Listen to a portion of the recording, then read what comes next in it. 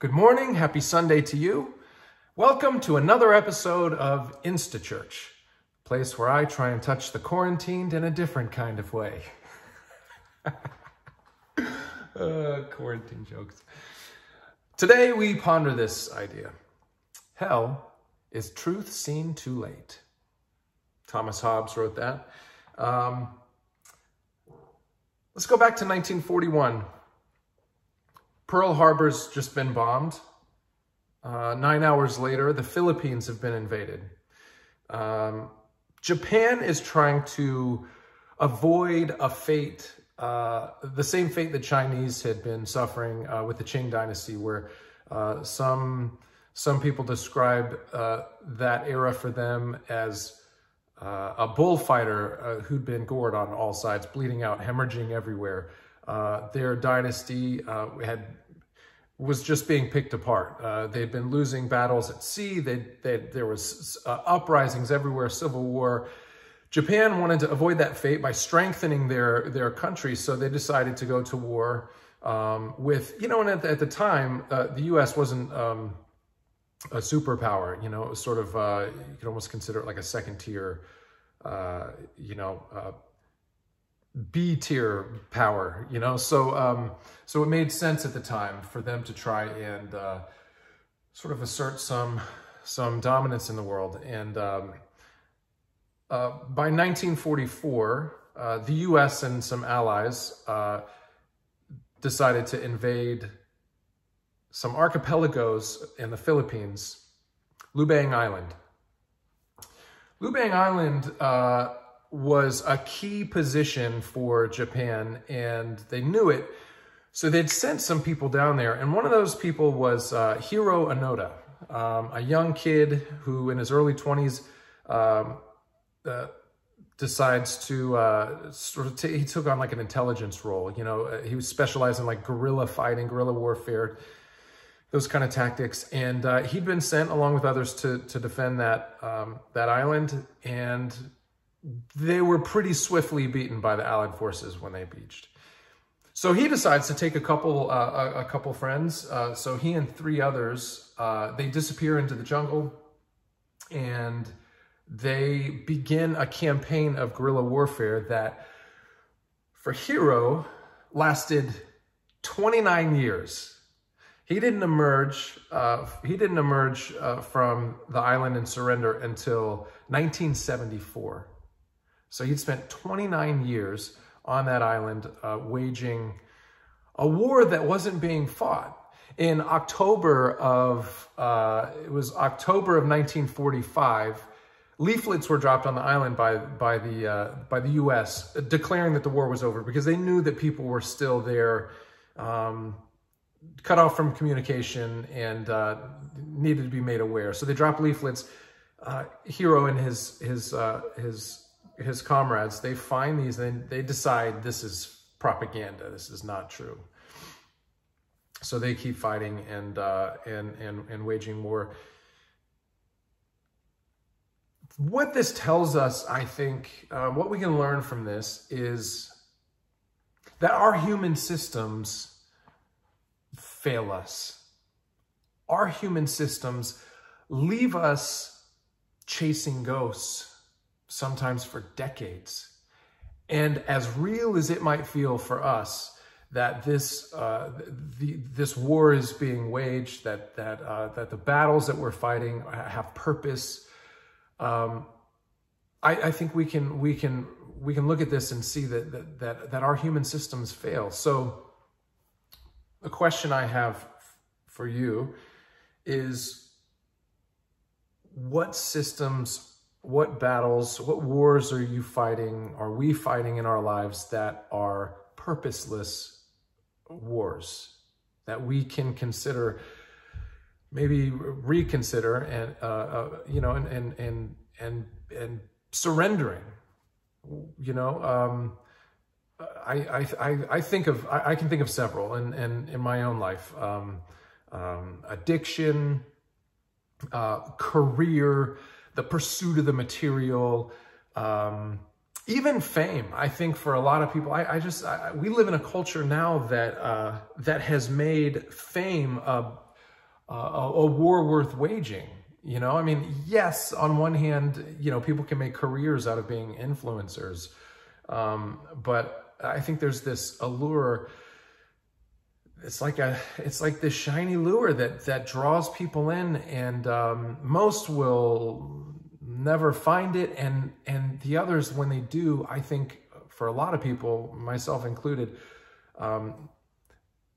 it's not all it's cracked up to be. You know, I sort of liken that as to a party that, you know, the famous person wasn't invited to. You know, there's a relationship that's there with somebody who's not privy to it.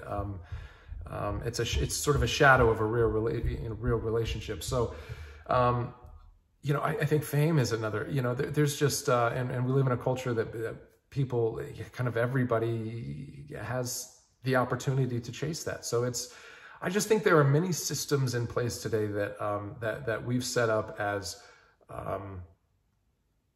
purposeful, and I think what we find when we chase them to their extreme is that they always let you down. And that's certainly been true for my life. I think one of the benefits of being somebody like me, who's, you know, bipolar and, you know, an extremist in the sense that, like, you know, there's just these wild swings in life of like what I'm going for and how far and how hard I'm going to chase these things. I think for a lot of people, they move through life sort of like content. And I have always struggled with that. You know, I don't like the rules. I don't like the system, the status quo. I want what I want. I'm gonna go after it. And that can be healthy on some level, but very destructive on others. And so I can model sort of the extreme version of what most people probably experience when they decide to pursue something. And I can tell you, anytime I've sort of been left to my own devices and gone after something, pursued something, and it didn't have a more eternal purpose to it, I've been left, you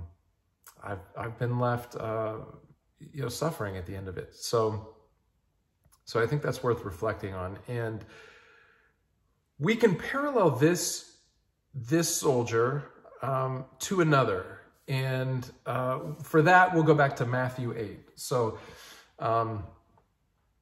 Jesus has been making his rounds, and he's a bit of a magician at this point. People are starting to, the tales of who he is and what he's capable of is spreading through the societies in and around the area that he's in. So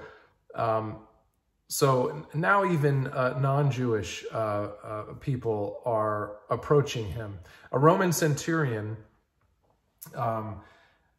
comes up to him on the road one day and says, "Can you heal my servant? He's paralyzed and suffering. Can you heal him?" And Jesus says, "Okay, yeah, let's go to your house. I'll do it." He says, "No.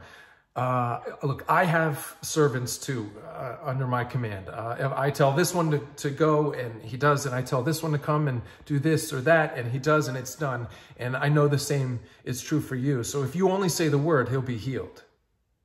And Jesus is like, look at this Roman centurion with faith greater than any I've seen in Israel. You know, people will come from the east and from the west, and they will dine at the banquet of Abraham, Isaac, and Jacob. Yes, your faith has healed him. Go. He's already healed. What that means when he talks about the East and the West, it's a humbling thing, I think, for the Jews of that time, who saw the Messiah, the coming Messiah, as sort of like a narrow-minded, like, this is ours, this is for us, will be redeemed from this coming. If the Messiah were to come.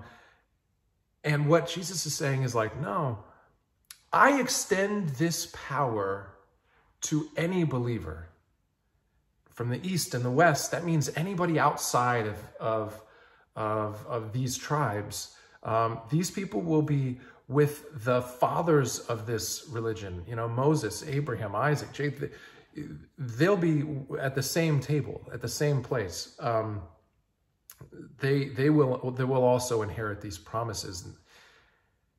So when we submit to the faith and obedience that's required of us to access that kind of kingdom where the dead can be brought to life, healing can take place, then we benefit from a life that is no longer lived in this circular, purposeless path that only leads downward to ultimately to death.